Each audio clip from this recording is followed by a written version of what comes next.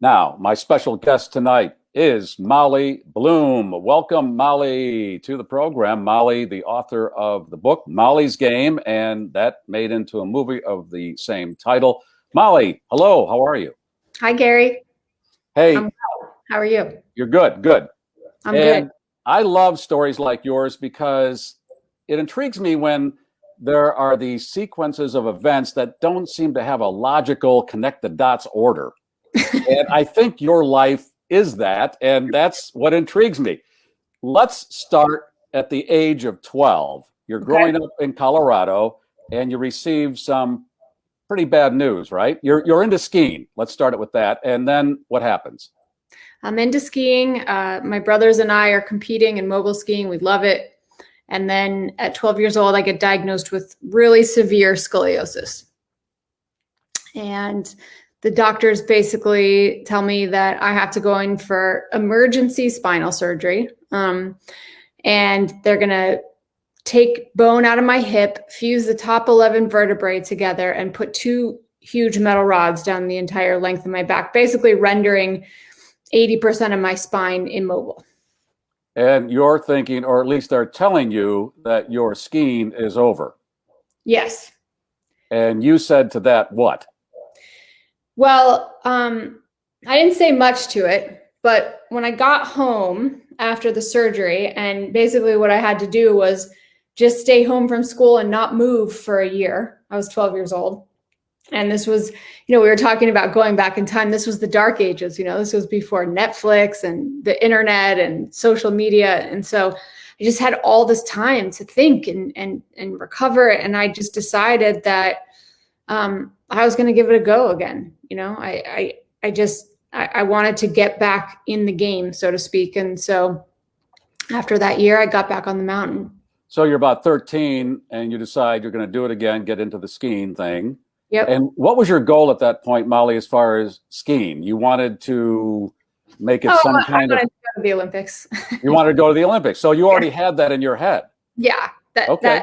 I wanted to go to the Olympics before my surgery, and I wanted to give it a shot. So got back on the snow. I had to relearn, pretty much everything, and how to move and function with this new spinal structure. And over the next 8 years, I just worked really hard. And at 19, I made the U.S. ski team. At 20 years old, I was ranked third overall in North America. And at 21, I made it to U.S. Nationals, which that year was an Olympic qualifier. So I had the opportunity to make the Olympics that year. And then what happens? Here we go again, another stickman moment. So I'm skiing. I start on course, and I'm having a rip and run. And for those of you that don't know, moguls is where you basically, it's a field of bumps with big jumps in between. So I was skiing. I was having a great run.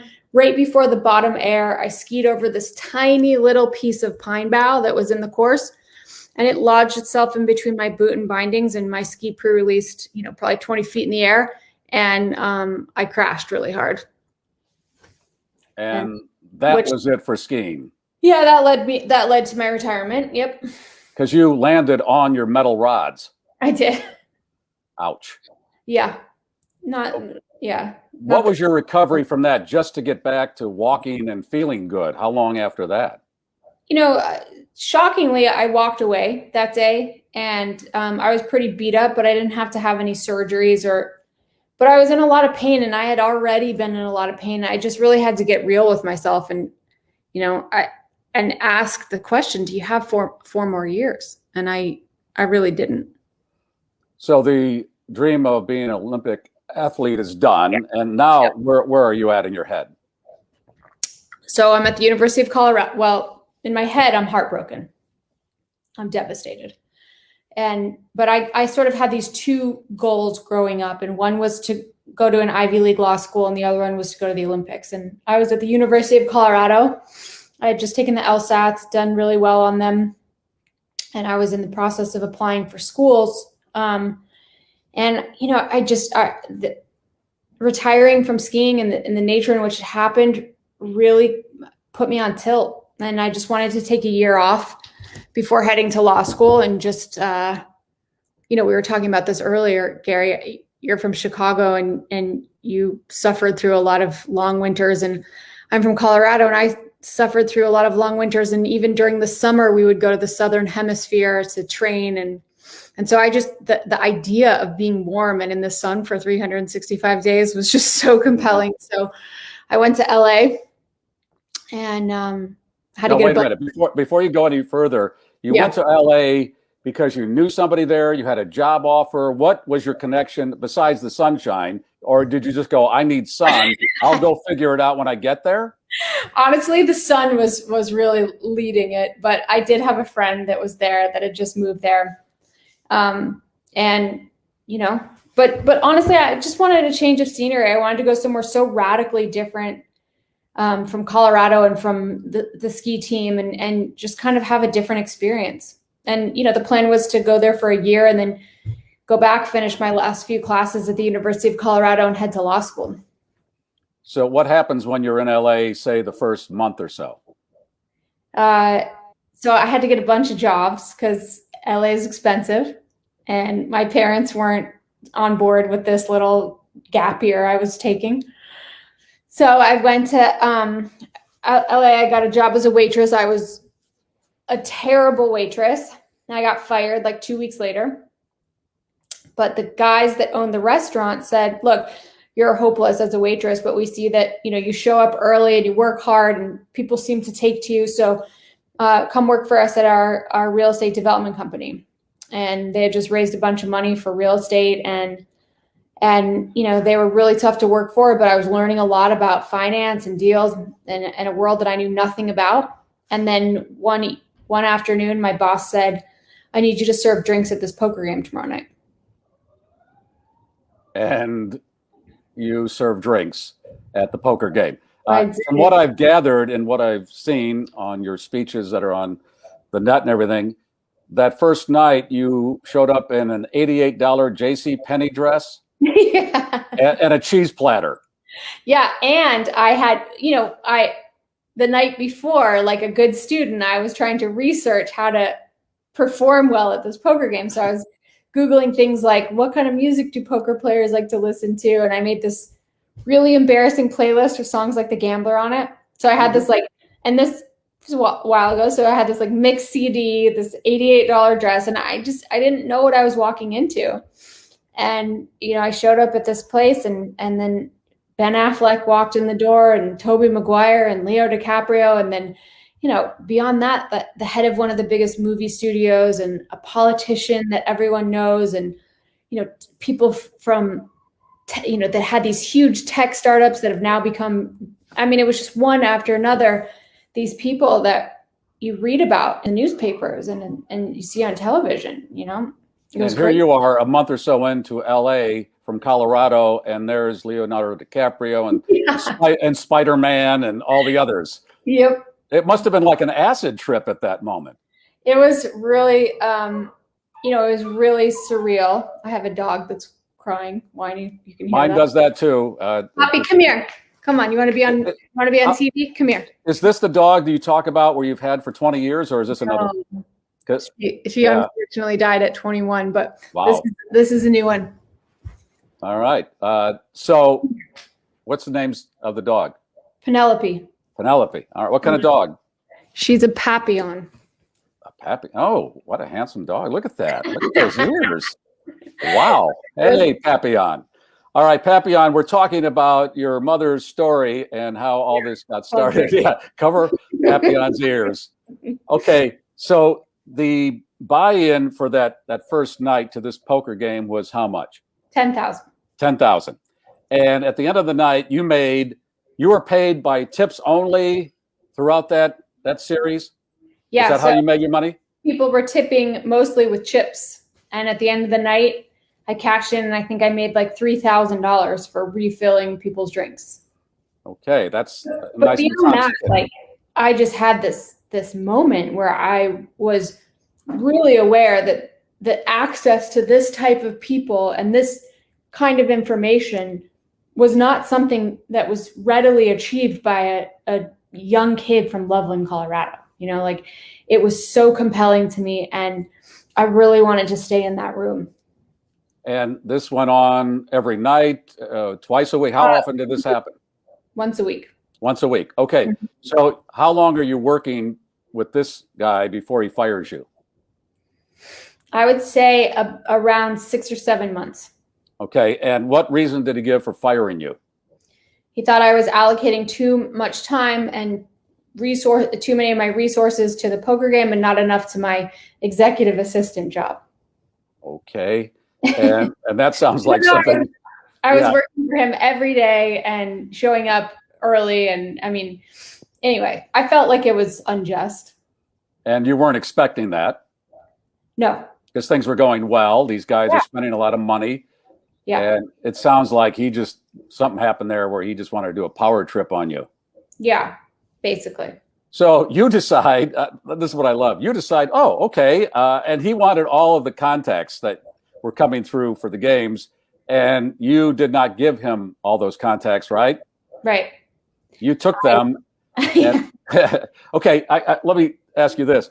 You are doing these games. It was in the basement of the Viper Room, right, initially? Initially, yeah. And then you went to 5-star hotels in the area. What did the hotel think when you were putting gaming tables in these rooms and suites and people are coming in and out? Did they have any issue with that? No, I mean, it's LA. They don't care. As long as you pay the freight, it's probably $10,000 a night. Yeah, and they're seeing the type of people that are attending games, and so they're not worried, So they're not asking any questions of what's going on. Just pay the freight, and we're happy. So, okay, he fires you. You decide to go out on your own and do this. Yes. Oh, I started games. Okay, so is that when you moved to New York and set up shop? No, I ran the LA game for 6 years. 6 years in LA before you went to New York. Raised the stakes to 50 grand. So the game got much bigger. I moved it to these, I really thought that the game should be more of an experience. I had this vision of these people should walk into this room and feel like they're James Bond for a night, and so I really put a lot of resources into curating a really memorable experience. And then I was in hyper overdrive, finding new players, famous people, athletes, billionaires to play in these games, because that was the other thing is, there was such an exclusivity around it, and I just wanted to maintain that and keep it exciting. So it became really a full-time job for me, and I was making millions of dollars doing it legally. And it was in those years that I realized that I'm an entrepreneur, that maybe law school isn't the right path for me, and that my skill set lies in this realm of thinking quick on your feet and innovating and figuring things out. And so, from there, my plan was always to parlay this into something very legitimate, but more in the entrepreneurial realm. And, I got caught up. Well, you said, okay, when you took over the game, did you take a percentage of what people bet or won, or did you still work on tips? I worked on tips, but I was making millions of dollars a year. Wow. And how is that legal? You said, and you made it an event company, and you said it's legal. You were paying taxes. Yep. It doesn't sound like that could ever be legal. I don't know. Maybe I'm missing something. I was throwing events. Okay, there it is. It's an event. Yeah, I was an event planner. Okay, and gambling is just an event, and that's covered as long as you pay taxes. That's right. Okay, all right. I know you have a time crunch here, and I want to get a lot of this in. So you go to New York and decide to set up shop, and now this intrigues me. You're doing this. You get into New York, and you're starting to set up shop, and you get a call from a guy in New Jersey. Yeah. And he wants, and whatever his affiliation is, they want to be your partner. Yeah. And I like how, at least this is the way I heard you say it in a lecture, you politely turned him down. Like that's going to matter to a guy like that. Yeah. So, I got to New York. I started running the biggest private poker game in the world. It was a $250,000 buy-in. People were winning and losing extraordinary amounts of money. I saw someone lose $100 million in a night. I was also running smaller games. I really had expanded. I wanted to build an empire. And the mob heard about it, Yeah. And so that's the Italian guy that called me, or that had the meeting with me, and they made this offer that seemed, polite at the time, and I turned it down. And then they didn't back off, and ultimately they sent this guy to my house who put a gun in my mouth and beat me up real good or real bad. And, basically told me this isn't optional. Yeah. And if you tell anyone, we're going to find your family. And what about the Russian mobsters that you dovetailed with? Wow. Russian mobsters, that doesn't have a good feel to it. Outside of the call from New Jersey, I can't imagine this is good either. So there are these Russian American businessmen playing in my game. And, I had private investigators that would vet people and check them out, and their stories checked out. And it turns out that they were running this huge hundreds of millions of dollars insurance fraud scheme in New York City. And they had deep ties to the Russian mob. So that was my run-in experience with them. And because the feds were onto them and what they were doing, then they started becoming really interested in this game. At first, I think they thought that maybe they were laundering money through the game. And then they became super interested. And I had, I was becoming more and more reckless. And I had started doing something that, I knew put me in violation of the federal statute. And that was, I was at some of the games where I had more exposure, meaning I had less certainty that people could pay their debts. I was taking a rake or a percentage of each pot. And the feds had sent a confidential informant in who had tracked that. And so now I'm in a lot of hot water in a lot of different ways with a lot of 3-letter organizations. Yeah, the 3-letter organizations. Yeah, I really didn't have a good time with those 3-letter organizations. Yeah, and if one starts with F, uh-oh. Yep. Oh my God. So now the wheels are coming off, and you go back home to get some comfort from your mother. Yeah, well, the feds raided one of my games. Yeah. And they seized all my assets. So I logged into my bank accounts, and they all read -$9,999,099 that, everything had been seized. So I had no choice. I had to go home and live with my mom and try to put my life back together. And 2 years later, even though I had not run a game or had, done nothing, I got arrested in the middle of the night by 17 FBI agents holding machine guns and the whole 9 yards. They had been building the case against me.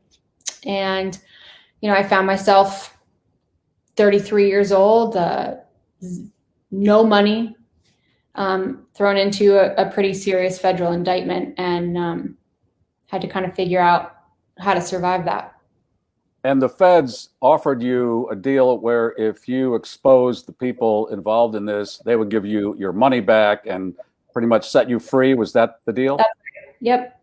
And you said, no, this is me accepting the guilt. And you were lucky to get a judge that went pretty easy on you. You did no jail time. Yeah. Yep. I had a great attorney who had a great reputation with the government, was a former federal prosecutor himself. He, really led me in the right direction that year to show contrition. A lot of people from my case were like showing up at courtside at the Knicks, and I did my things. I did community service. I went to rehab. I tried to turn my life around, and I think that boded well for my sentencing. And so you decided to make some lemonade out of this lemon by writing this all down in a memoir.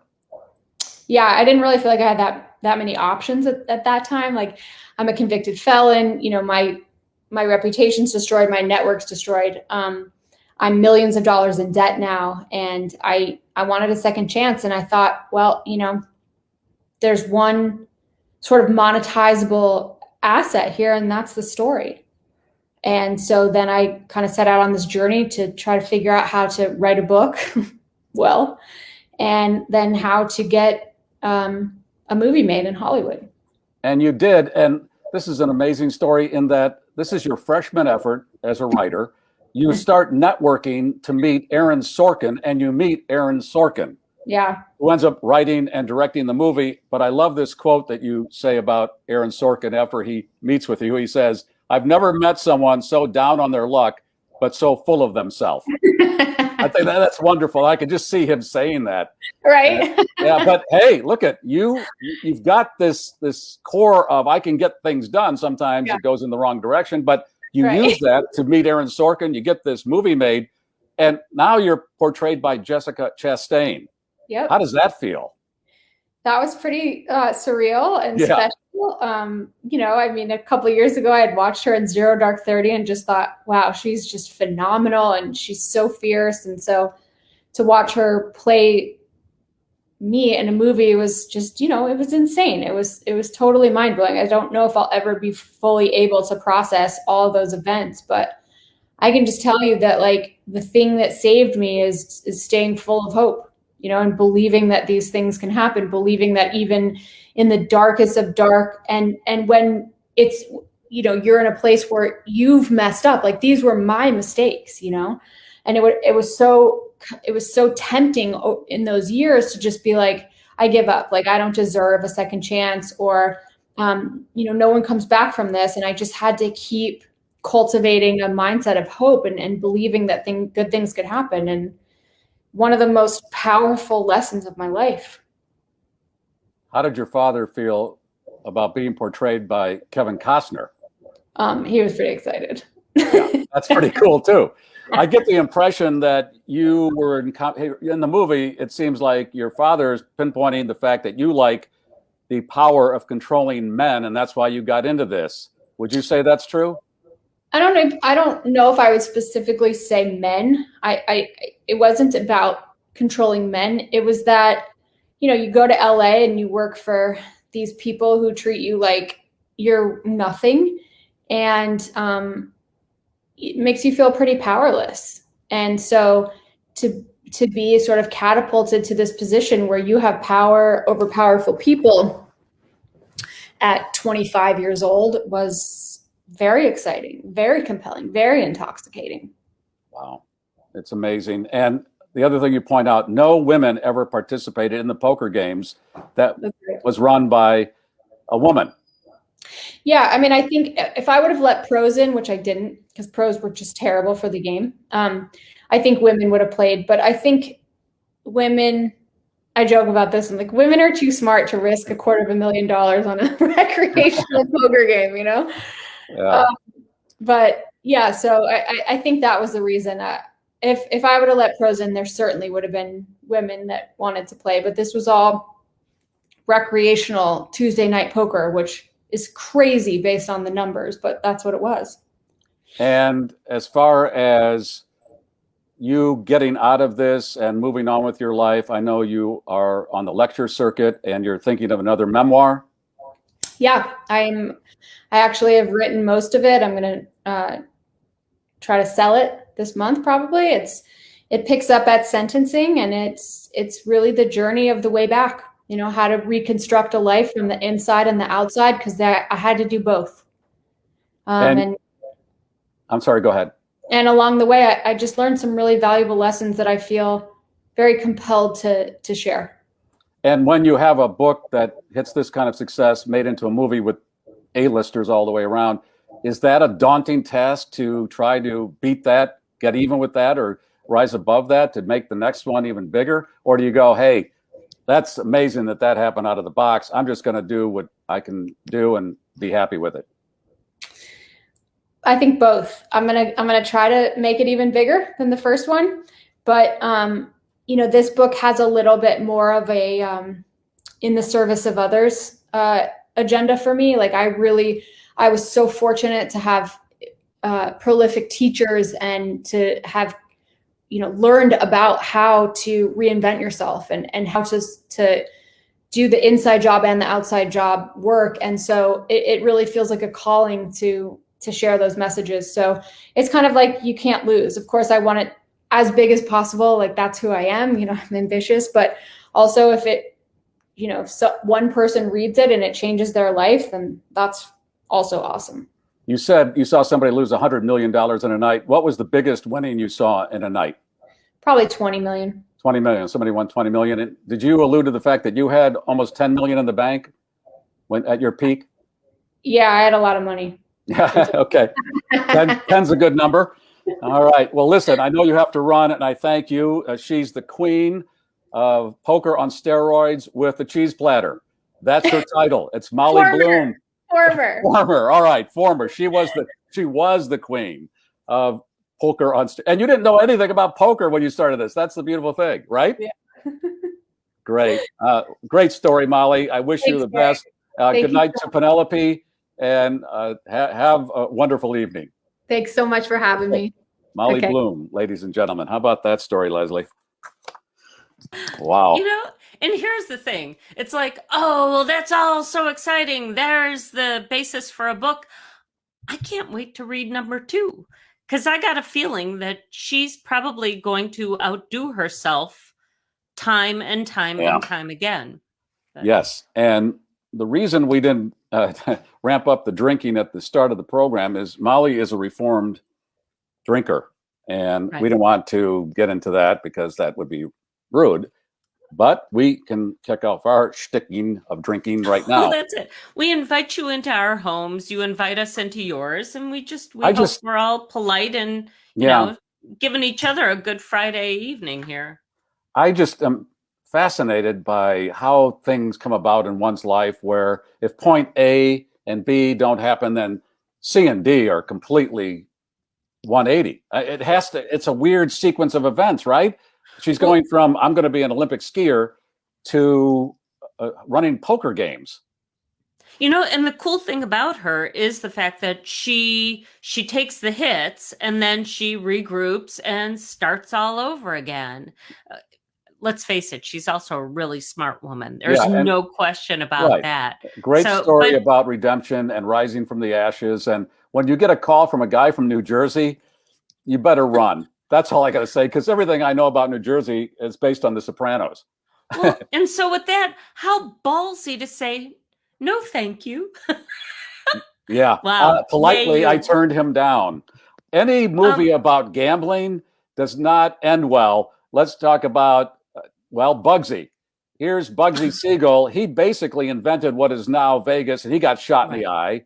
Was it Casino where the Spilatro brothers were buried alive in a cornfield? Or was that...